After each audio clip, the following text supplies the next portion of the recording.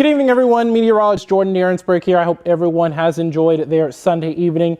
It was quite cooler than where we were at this point yesterday, because yesterday we were talking about highs in the 70s, getting close to 80 in some spots. In fact, Horseshoe Bay and Llano got to 81 apiece, but that was out ahead of that very strong cold front that came through last night. And we started off with temperatures in those lower 30s. So it was quite cold throughout most of central Texas. But as we take a look right now, it was a little bit on the mild side still, even though we were 20 degrees colder than where we were yesterday. So let's go ahead and let's break everything down for you as we take a look outside. That is the South Congress Bridge. That's where that Austin Marathon started and ended earlier this morning.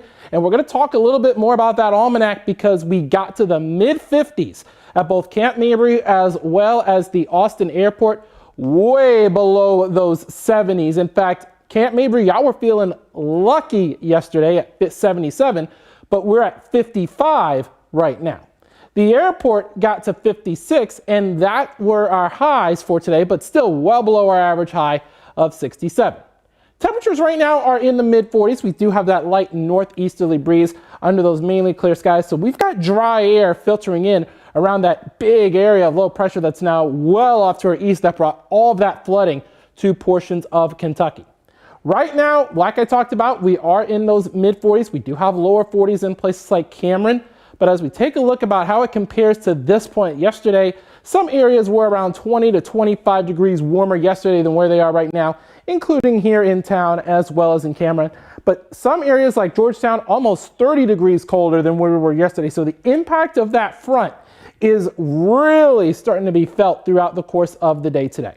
Your allergy count has willow in the medium, oak, elm, and cedar were all in the low. Mole was in the high, and you can find this allergy count each and every day on KVUE.com and the KVUE app. Now, those temperatures are slowly going to drop as we head through the overnight hours and into your early Monday morning. I'm calling a low of around 36 for your Monday, but then as we head through President's Day afternoon, we're calling temperatures getting to the lower 60s and then eventually lower 70s by the time we get to your Tuesday.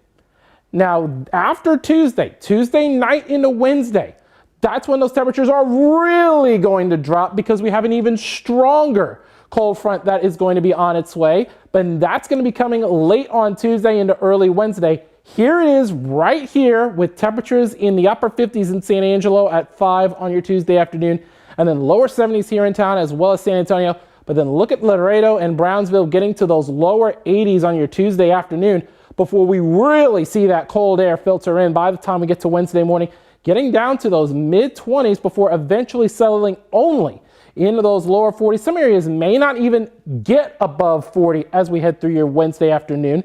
And then Thursday morning, we're calling this the coldest morning of the next 7 days. In fact, there could be some areas that could fall into the teens, especially if you are out in the hill country for your air temperatures.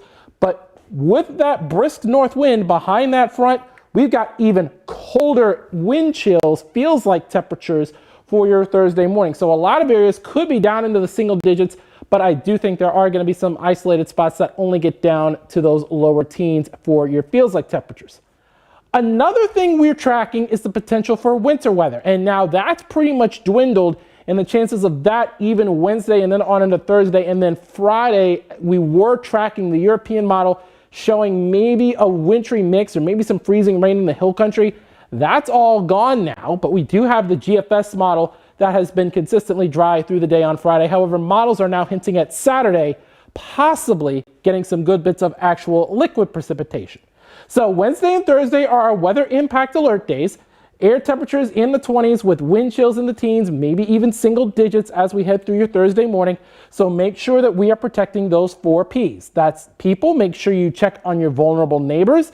Make sure they have adequate warmth, and also take any precautions you need to take should there be power outages.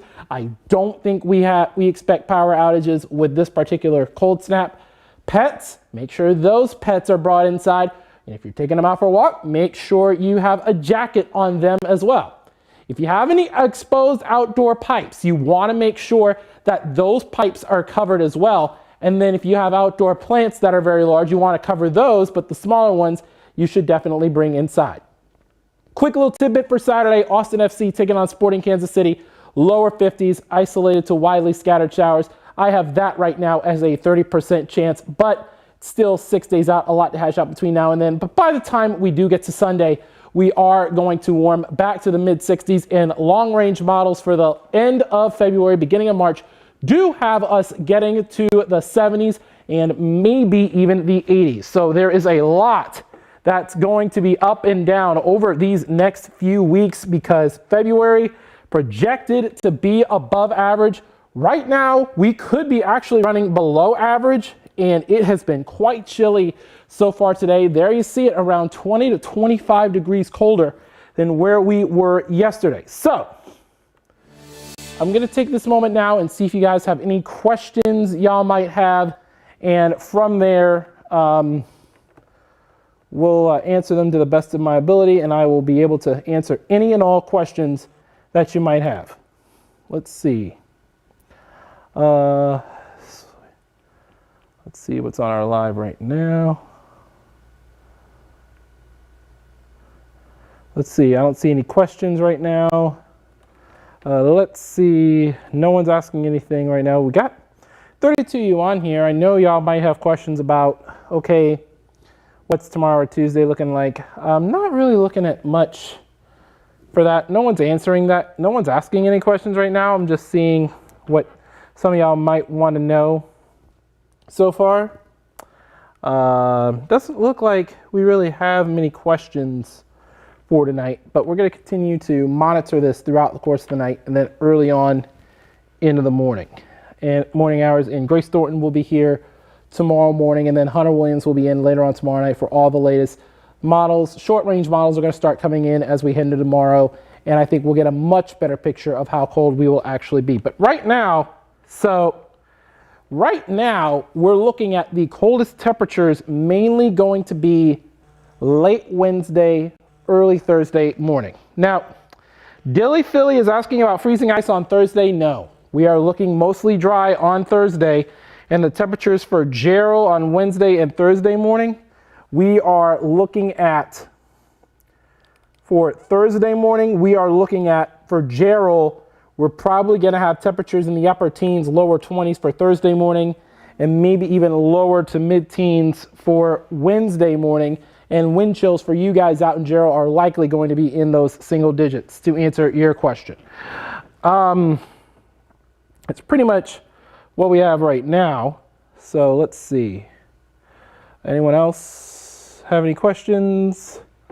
It doesn't look like we have any questions right now. So we're going to go ahead and see if anyone has any more questions. We'll give it a couple more minutes here, and then we'll go on, and I'll go on, and then I'll get some other stuff together to get ready for the 10 tonight, which, by the way, we should be on time. We just have a movie preceding us, so we don't have any like sporting events or anything to worry about that could cause us to come on late, but we should be on time with all of the latest updates.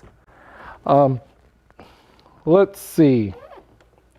Anyone else has any questions? No. It looks like that's about it. So I just want to take a moment and say thank y'all so much for joining us this evening.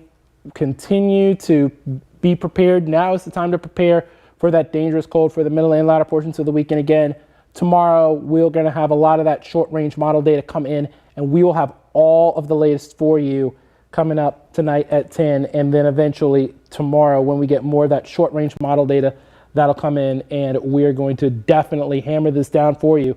And I do want to mention also, we've taken Friday off of the weather impact alert period, if you've noticed that.